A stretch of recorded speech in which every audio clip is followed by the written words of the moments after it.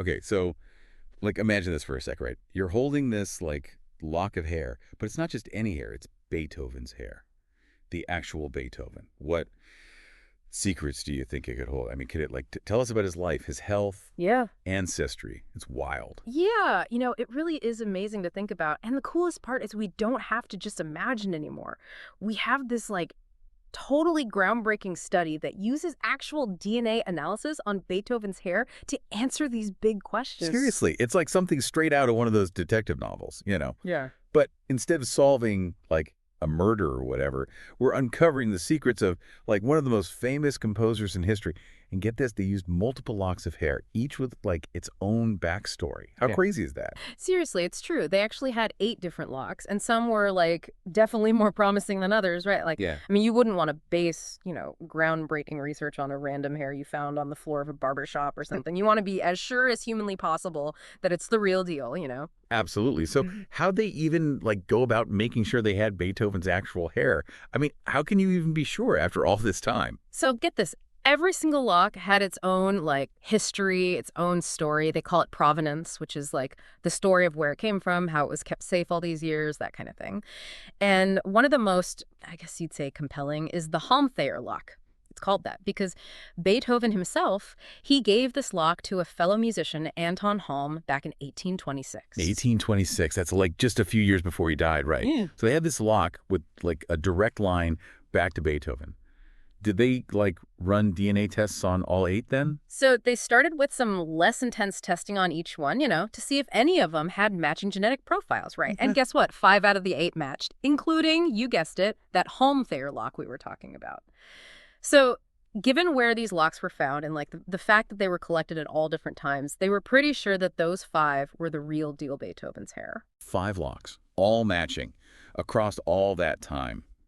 Okay, that's some seriously compelling evidence right there. But what about like the other 3? Do they just chuck them out? Oh, no, not at all. Even the ones that didn't match ended up being super useful. For example, there was this theory going around that Beethoven had lead poisoning, which some people thought could have played a part in his hearing loss, right?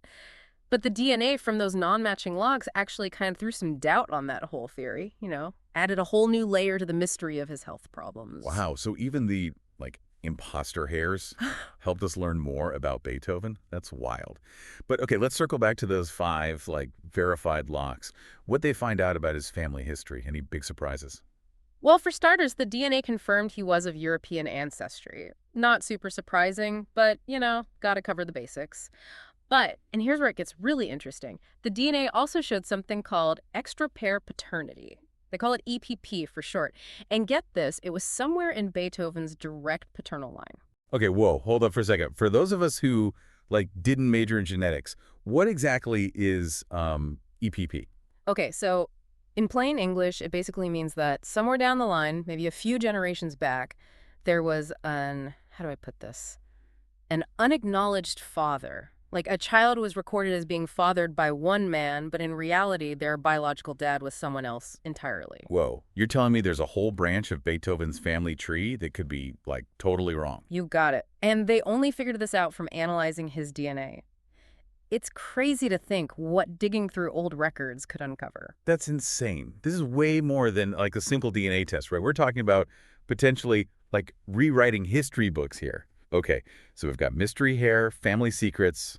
What else can we learn from Beethoven's DNA? So the cool thing is the analysis didn't just stop there. They actually figured out quite a bit about Beethoven's health from this study. Okay, now you're speaking my language. Let's Let's- dive into that. I think everyone wants to know more about, what made the maestro tick, especially his hearing loss. Totally.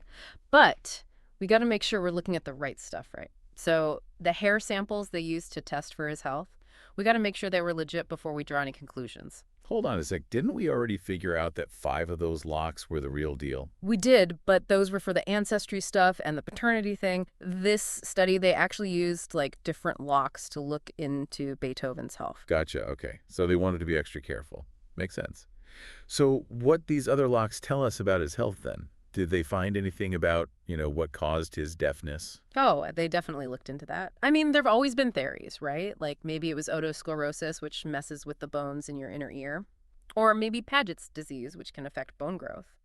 But get this, the study couldn't find one single genetic cause for Beethoven's deafness. So no, like, smoking gun. Does that mean those theories are totally out the window? Not necessarily, no. It's just genetics is crazy complex, and we don't have it all figured out. Yeah. It's totally possible that whatever genes were involved are just beyond what we can understand right now. Or, hey, maybe it wasn't even genetic at all. Maybe it was just something in his environment that damaged his hearing over time. Man, so interesting.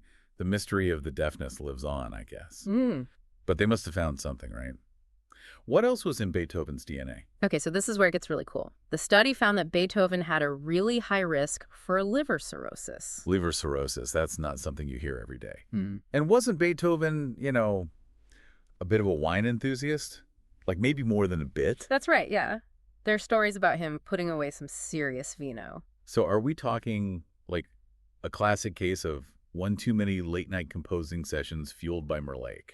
It's not quite that simple, but yeah, there's definitely a connection. The study also found evidence that Beethoven had a hepatitis B infection at some point, which, doesn't help the whole liver situation. Hepatitis B.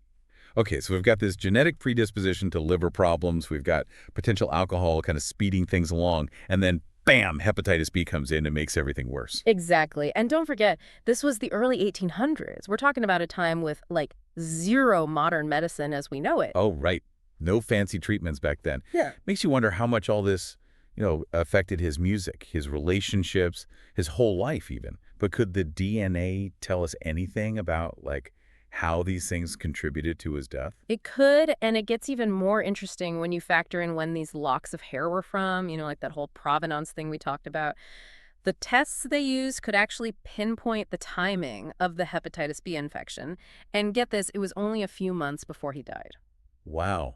So he was really sick at the end. Didn't he have all those painful medical treatments too? He did, yeah. He had this procedure done called a paracentesis. They basically drain fluid from your abdomen. It was a pretty common treatment for dropsy back then, which he had.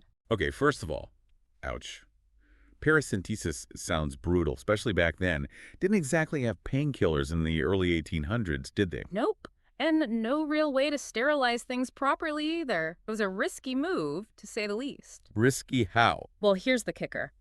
It's very likely that Beethoven actually got hepatitis B during one of those paracentesis treatments. You're kidding. So not only was he super sick, but the treatment itself might have given him a whole other serious illness. It's kind of dark when you think about it.